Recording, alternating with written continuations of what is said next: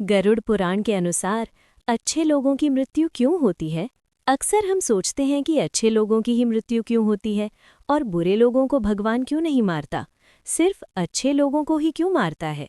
इस रहस्य को आज हम गरुड़ पुराण के हिसाब से जानेंगे। गरुड़ पुराण में जीवन और मृत्यु को बहुत गहराई से समझाया गया है। इसमें कहा गया है कि मृत्यु कोई सज़ा नहीं होती, बल्कि आत्मा की यात्रा का एक चरण है। अक्सर हमें लगता है कि अच्छे लोगों के साथ ही बुरा क्यों होता है, लेकिन गरुड़ पुराण इसके पीछे कई गहरे आध्यात्मिक कारण बताता है। 1. कर्मों का गहरा सिद्धांत यानी कर्मफल। गरुड़ पुराण के अनुसार हर जीव अपने कर्मों का हिसाब लेकर जन्म लेता है। ये कर्म सिर्फ इस जन्म के नहीं, बल्कि पिछले कई जन्मों के भी होते हैं। जो लोग अच्छे होते हैं वे अपने पाप कर्मों का फल जल्दी भोग लेते हैं, इसलिए उनकी जीवन यात्रा छोटी हो सकती है। जबकि जो लोग बुरे कर्म करते हैं उनका हिसाब बाद में भी चुकाया जा सकता है, इसलिए वे कभी-कभी ज्यादा समय तक जीवित रहते हैं। 2. आत्मा की शुद्धता और मोक्ष के करीब होना।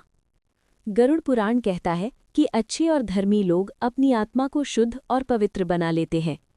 ऐसी आत्माओं को बार बार जन्म लेने की आवश्यकता कम हो जाती है, इसलिए भगवान उन्हें इस संसार से जल्दी मुक्त कर देते हैं, जिसे मोक्ष की दिशा माना जाता है। 3.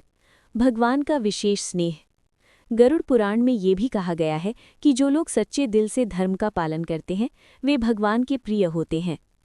जैसे हम किसी अपने प्रिय को अपने पास रखना चाहते हैं, वैसे ही भगवान भी अपने प्रिय भक्तों को जल्दी अपने पास बुला लेते हैं। ये कोई सज़ा नहीं, बल्कि एक आशीर्वाद और सम्मान माना जाता है। 4. संसार का नियम और संतुलन। ये दुनिया धर्म यानी अच्छाई और अधर्म यानी बुराई के संतुलन पर चलती है। हर आत्मा का एक निश्चित समय और उद्देश्य होता है।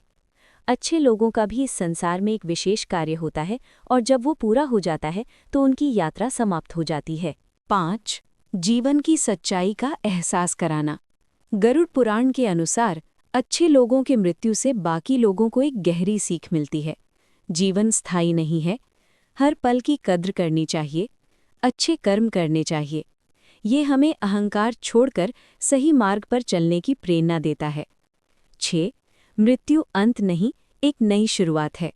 गरुड़ पुराण में स्पष्ट कहा गया है, आत्मा न कभी जन्म लेती है न कभी मरती है, वो सिर्फ शरीर बदलती है। इसलिए अच्छे लोगों की मृत्यु को अंत नहीं, बल्कि एक नई और उच्च अवस्था की शुरुआत माना जाता है।